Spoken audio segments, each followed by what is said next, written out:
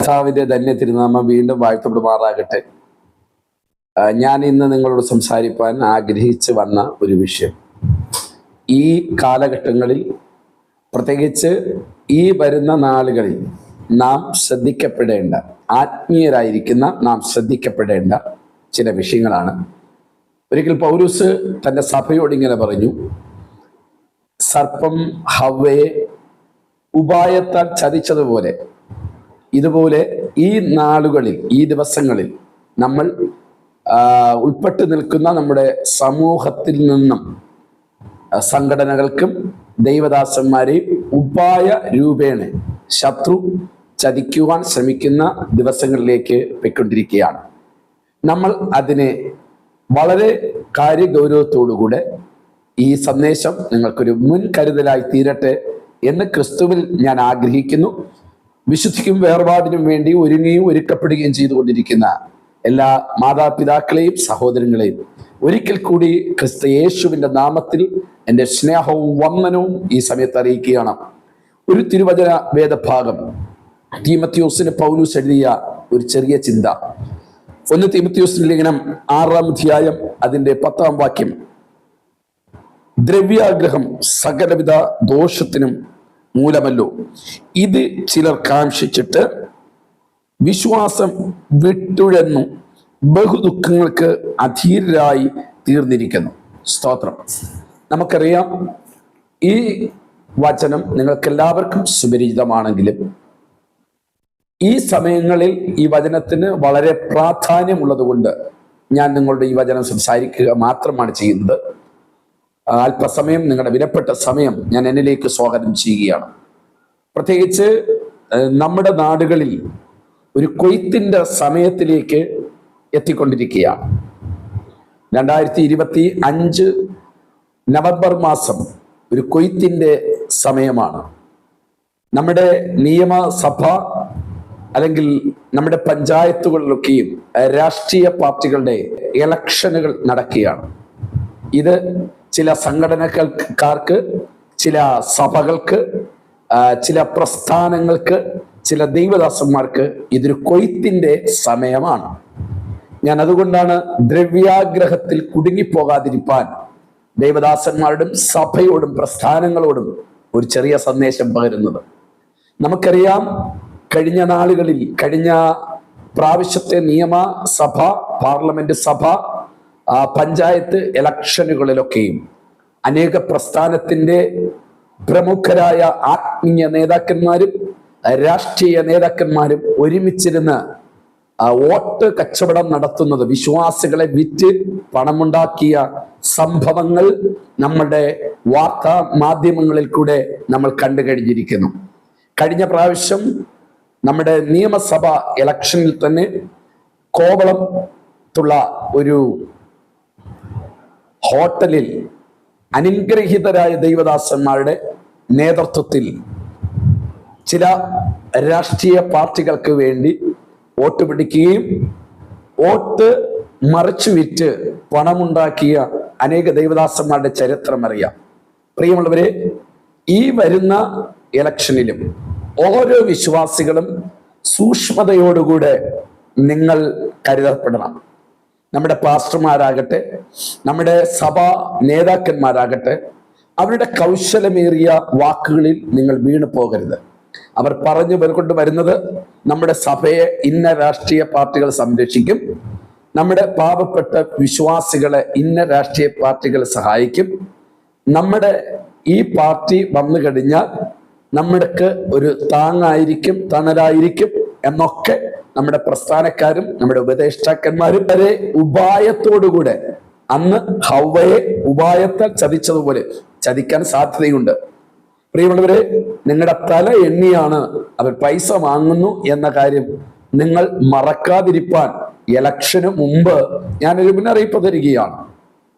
ഇതെല്ലാം ദ്രവ്യാഗ്രഹം കൊണ്ട് നടക്കുന്ന സംഭവമാണ്. ഏത് രാഷ്ട്രീയ പാർട്ടികൾ വന്നാലും ദൈവമക്കൾക്ക് അത് ഗുണമായി വരികയില്ല. അതാണ് നമ്മുടെ വേദപുസ്തകം പഠിപ്പിക്കുന്നത്. നമുക്കൊരു വോട്ടുണ്ട്, അത് നമ്മുടെ ഹൃദയത്തിനകത്ത് താല്പര്യമുള്ളവർക്ക് നിങ്ങൾക്ക് ചെയ്യാം. അത് നമ്മുടെ വേദപുസ്തക അടിസ്ഥാനത്തിലുള്ള ഒരു കാര്യം തന്നെയാണ്. അല്ലാതെ നമ്മുടെ പാസ്റ്റർ പറഞ്ഞു ഇന്ന രാഷ്ട്രീയ പാർട്ടികൾക്ക് വോട്ടിട്ടാൽ മതി എന്ന് പറഞ്ഞാൽ അതിന്റെ അർത്ഥം ആ പാസ്റ്റർ ആ പാർട്ടിയിൽ നിന്നും കൈമണി വാങ്ങിച്ചു എന്ന് മാത്രം നിങ്ങൾ ചിന്തിച്ചാൽ മതി. അതുകൊണ്ട് ഈ വരുന്ന ഇലക്ഷനുകളിലൊക്കെയും നമ്മൾക്ക് ശരിക്കും പറഞ്ഞാൽ ബുദ്ധിപൂർവം ദൈവം ആക്കിയിരിക്കുന്നവരായിരിക്കും നിശ്ചയമായി നമ്മുടെ രാഷ്ട്രത്തെയും നമ്മുടെ പഞ്ചായത്തുകളെയും കോർപ്പറേഷനും ഒക്കെ ഭരിക്കേണ്ടത്. അത് അതിൻ്റെ സമയത്ത് ചെയ്തോട്ടെ. പക്ഷേ നമ്മൾ അവർക്ക് വേണ്ടി സപ്പോർട്ട് ചെയ്യാനോ അവരിൽ നിന്ന് പണം വാങ്ങാനോ അവരെ അനുഗ്രഹിച്ച് പ്രാർത്ഥിക്കാനോ, അവർക്ക് വേണ്ടി പ്രാർത്ഥിക്കാം. നമ്മുടെ രാജാക്കന്മാർക്കും നമ്മുടെ നേതാക്കന്മാർക്കും നമ്മുടെ രാഷ്ട്രത്തിനും വേണ്ടി നമുക്ക് പ്രാർത്ഥിക്കാം. പക്ഷേ പണം പിരിവ് നടത്തിയിട്ട് അല്ലെങ്കിൽ പണം വാങ്ങിച്ചിട്ട് ഇവരെ സ്വാധീനിക്കുവാൻ അല്ലെങ്കിൽ പണം വാങ്ങിച്ച് പ്രാർത്ഥിക്കുന്ന പ്രാർത്ഥനകൾ ഒന്നും നിർത്തണമേ ഉപദേശിമാരെ. കഴിഞ്ഞ നാളുകളിൽ തുടർമാനം പല സഭകളിലും ഇത് നടന്നുകൊണ്ടിരിക്കുകയാണ്. അതുകൊണ്ട് താഴ്മയായി വിനയത്തോടുകൂടെ ഈ ചെറിയ സന്ദേശം നിങ്ങളോട് പറയുന്നു. ദ്രവ്യാഗ്രഹം സകലവിധ ദോഷത്തിനും മൂലകാരണമാണ്. ഇത് നിമിത്തം അനേകരുടെ വിശ്വാസം കെട്ടുപോയിക്കൊണ്ടിരിക്കുന്ന ഈ തലമുറയിൽ നിങ്ങൾ വളരെ സൂക്ഷ്മതയോടുകൂടെ ഈ ദിവസങ്ങൾ ജീവിതം നയിക്കപ്പെടുക. നമ്മുടെ ഇടയ്ക്കൽ ഒത്തിരി രാഷ്ട്രീയ പാർട്ടികൾ വരും.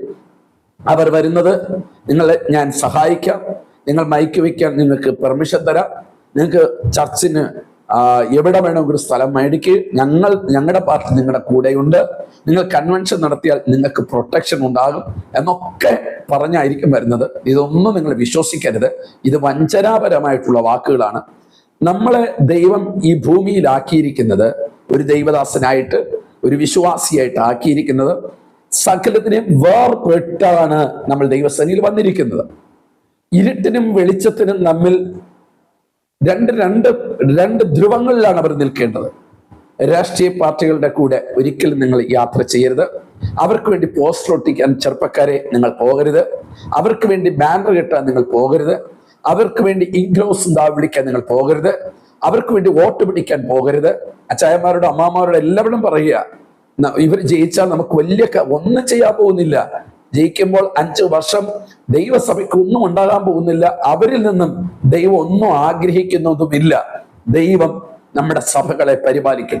നമ്മുടെ പിതാക്കന്മാർക്കൊന്നും ഒരു രാഷ്ട്രീയ സംഘടനകളുമായുള്ള യാതൊരു അറിവോ സ്വാധീനമോ ഒന്നും ഉണ്ടായിരുന്നില്ല.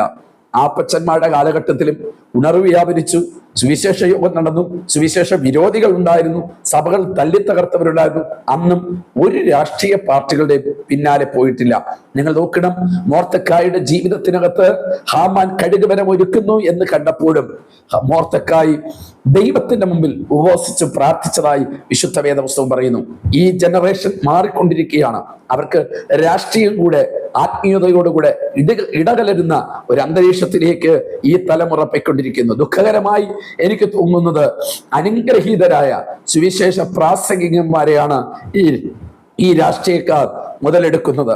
അവരെ സ്വാധീനിച്ച് അവർക്ക് പണം കൊടുത്ത് ആളുകളെ എണ്ണി തിട്ടപ്പെടുത്തി ഇങ്ങനെയുള്ള സംവിധാനങ്ങളിൽ കൂടെ നമ്മുടെ ആത്മീയ ലോകം പോയിക്കൊണ്ടിരിക്കുമ്പോൾ ഓരോ വിശ്വാസികളും നിങ്ങളുടെ അവകാശം നിങ്ങൾ രേഖപ്പെടുത്തുക. പക്ഷേ നിങ്ങൾ രാഷ്ട്രീയത്തിന്റെ പുറകിൽ നിങ്ങൾ യാത്ര ചെയ്യരുത്. ഒരു വ്യക്തിയുടെ പ്രേരണയിൽ നിങ്ങൾ വോട്ട് ചെയ്യരുത്. അത് ദൈവസന്നിധിയിലും പാപമാണ്. രണ്ടാമത്തെ കാര്യം, നമ്മൾ ചെയ്യുന്നത് അനീതിയായിരിക്കും.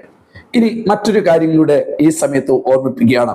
ദൈവദാസന്മാർ ഈ നാളുകളിൽ അനേക രാഷ്ട്രീയ പാർട്ടികൾ നമ്മുടെ വലിയ വലിയ കൺവെൻഷനുകളിലും സമ്മേളനത്തിലൊക്കെ അവരെ പ്രമുഖ സ്ഥാനത്തിലേക്ക് വിളിച്ചു വരുത്തിയതിന്റെ പിന്നിലുള്ള കാര്യം കൂടെ വിശ്വാസികൾ നിങ്ങൾ അറിഞ്ഞിരിക്കണം. ഇത് മറ്റൊന്നിനും വേണ്ടിയല്ല. ഹല്ലേലൂയ, ഇത്രയും ആൾക്കാർ എൻ്റെ കീഴിലുണ്ട്, ഞങ്ങളുടെ സംഘടനയിലുണ്ട്, ഞങ്ങളുടെ പ്രസ്ഥാനത്തിലുണ്ടെന്ന് അവരെ ഒന്ന് കാണിച്ചതാ. എന്തിനെന്ന് ചോദിച്ചാൽ, ഇലക്ഷൻ സമയം വരുമ്പോൾ ഈ നമ്മുടെ സംഘടനകളുടെ വലിയ നേതാക്കന്മാരുടെ വീട്ടിനകത്ത് അവർ വിളിക്കുന്നിടത്ത് അവരൊക്കെ ഒന്നിച്ചു പോയി ഒരുമിച്ച് ചേർന്ന് ആടുകളെ വിൽക്കുന്ന ഒരു അനുഭവം നമ്മൾ ഈ കഴിഞ്ഞ നാളുകളിൽ കണ്ടിട്ടുണ്ട്. ഈ പ്രാവശ്യവും അത് നടക്കും എന്ന് ഞാൻ ഉറപ്പിച്ചു പറയുന്നു. ഇത് തിരിച്ചറിഞ്ഞിട്ട് ആത്മീയരായിരിക്കുന്ന ദൈവമക്കൾ ഇതിനെതിരെ ശബ്ദമുയർത്തുക. ഇതിനെ ശരിക്കും നിങ്ങൾ തിരിച്ചറിഞ്ഞ് നിങ്ങൾ ആത്മീയത്തിന് മുമ്പിലോട്ട് പോകുവാൻ സർവശക്തനായ ദൈവം ഇടവരുത്തുമാറാകട്ടെ. ഒരു പൈസ പോലും ആരിൽ നിന്നും, ഈ രാഷ്ട്രീയ പാർട്ടിയിൽ നിന്നും നിങ്ങൾ കൈ നീട്ടി വാങ്ങരുത് എന്ന് സംഘടനാ നേതാക്കന്മാരോടും നമ്മുടെ ദൈവദാസന്മാരോടും ഞാൻ താണ് വീണ് നിങ്ങളുടെ അപേക്ഷിക്കുകയാണ്. കാരണം നമ്മൾ വിളിച്ച ദൈവം വിശ്വസ്തനാണ്. ഇന്ന് വരെയും ദൈവം നടത്തിയ ദൈവമാണ്. നമ്മൾ ഓരോ മിനിറ്റും നടത്തുന്ന ദൈവമാണ്. ഈ രാഷ്ട്രീയ പാർട്ടികളോ മത അധ്യക്ഷന്മാരോ ഈ ലോകത്തിലെ പ്രമുഖന്മാരോ അല്ല. അതുകൊണ്ടാണ് വിശുദ്ധ വേദപുസ്തകം പറഞ്ഞത്, മനുഷ്യരിൽ ആശ്രയിക്കുന്നതിനേക്കാൾ യഹോവയിൽ ആശ്രയിക്കുന്ന നല്ലത്, പ്രമുഖന്മാരിൽ ആശ്രയിക്കുന്നതിനേക്കാൾ യഹോവയിൽ ആശ്രയിക്കുന്ന നല്ലത്. എന്നെ ഏറ്റവും കൂടുതൽ വേദനിപ്പിച്ച മറ്റൊരു ഭാഗം ഇതാണ്. ഈ രാഷ്ട്രീയക്കാരുടെ പിറകെ പോകുന്നത് ആത്മീയരായിരിക്കുന്ന അനേകരാണ്. എന്ന് വെച്ചാൽ അന്യഭാഷയിൽ ആരാധിക്കുന്ന, കൈയടിച്ച് ബഹളമുണ്ടാക്കി ദൈവത്തെ ഭയങ്കരമായി ഉണർവിനെ കുറിച്ച് പറയുന്ന ഒത്തിരി ദൈവദാസന്മാർ രഹസ്യമായി, ദൈവദാസന്മാരെ നിങ്ങൾ പരസ്യമല്ലെങ്കിലും രഹസ്യമായി നിങ്ങൾ വോട്ട് പിടിക്കാൻ നിങ്ങൾ നടക്കരുത്. നിങ്ങളുടെ സഭയിൽ ഒരു രാഷ്ട്രീയ പാർട്ടിയെ കുറിച്ച് നിങ്ങൾ പറയരുത്. അവരെ ഇന്ന പാർട്ടിക്ക് വോട്ടിടണമെന്ന് നിങ്ങൾ പ്രഖ്യാപിക്കരുത്.